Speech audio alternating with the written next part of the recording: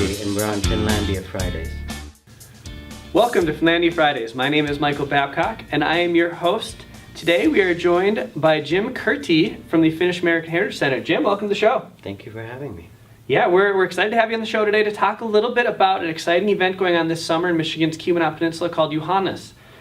Jim, why don't you give us a brief introduction to what Juhannus is? Juhannus it's midsummer. It's St. John's Day, and it's always been a very important holiday in all the Scandinavian and Nordic countries because it's the summer equinox. And it's something that's very authentically been celebrated here since the Finns arrived. And this year we're kind of blowing it out of the water. We're really making it something bigger. And inspired a bit by 2013 when we had FinFest, which was also in June. So we're celebrating those things that really have been here all along, and maybe they need to have a little more attention so that we appreciate, and that our tourists and our visitors appreciate these elements. One of the events is celebrating a very important tradition of Juhannus is the bonfire. I've seen pictures from that, and those pictures from that bonfire. It's a big bonfire. It's a big bonfire. It's bigger than most Juhannus bonfires in Finland. And it's been out at Eget Beach in Toivola for many, many years. They've actually celebrated Juhannus annually since 1890s. And it's such a laid-back event. It's like it's not advertised much, and people just show up with a bowl of food, and they have music there, and they light the bonfire. But this year we're telling everyone this is something great. You should enjoy it.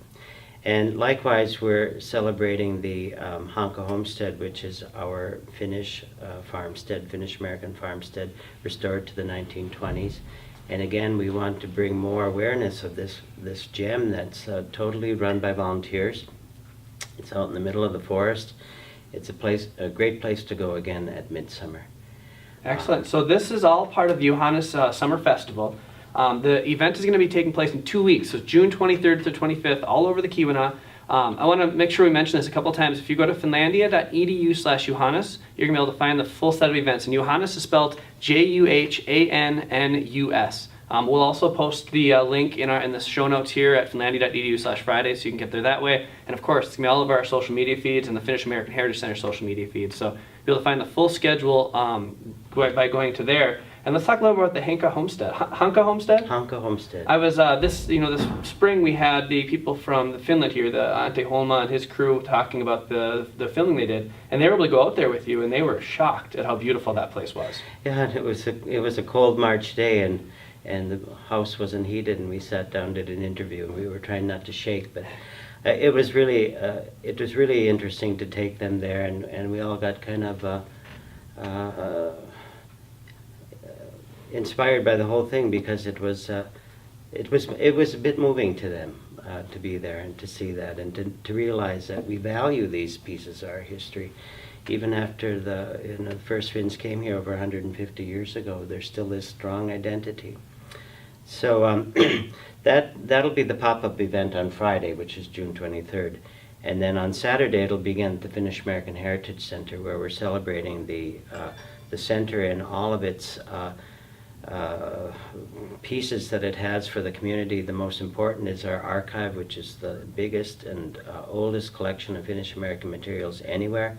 We have the marvelous Martha Wilginen Hall, where we have so many activities, including enrichment classes, Finnish language, folk dancing, and kantele playing, the whole thing.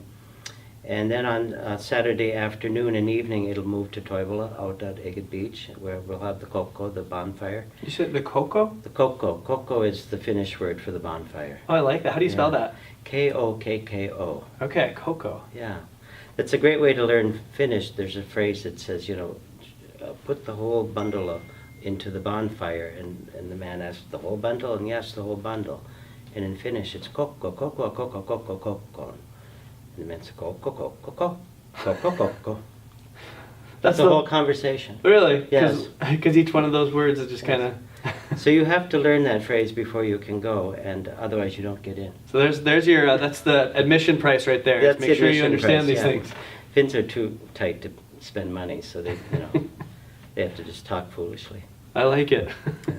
Then on Sunday, the last day of the festival, it's going to be in Bruce Crossing, where we're celebrating one of the few remaining Finnish American cooperatives. Finnish cooperative stores dotted the whole Midwest. There were hundreds of them, and there's only 5 left. And one of them is in Bruce Crossing, and they are celebrating their centennial, as well as the country of Finland is celebrating its centennial. So we thought that these were 4 important pieces to celebrate, and that's why we're having this very quirky festival where we're doing kind of a pop-up in all these really, other than Hancock, really small communities. We took something that was going to be a lot of work and we made it even harder perhaps, but we think it's going to be worth it. I love going out to all these communities. I mean, Toivola is especially when you go out towards Agate Beach, that's a beautiful, beautiful area. It's a beautiful area, and we learned this as an exercise already when all these people got together to plan the event. People from Hanka Homestead, most of them had never been to Agate Beach. The folks from Agate Beach, most of them had never been to Hanka Homestead. So we're teaching people, let's be tourists in our own community and learn to really appreciate a lot of things that we have here and take for granted. And a lot of our viewers are exactly those people. You know, I'm guilty of it myself. I've never been to the Quincy Mine Shaft, and I live right here in Hancock, and for years I have. So it's good to get out there and be a part of these things. So that's one reason this Juhannus might be a great opportunity for you to get out there and see some of these sites right in their most exciting atmosphere. I mean, you're going to see a lot of people out at Agate Beach for the Coco.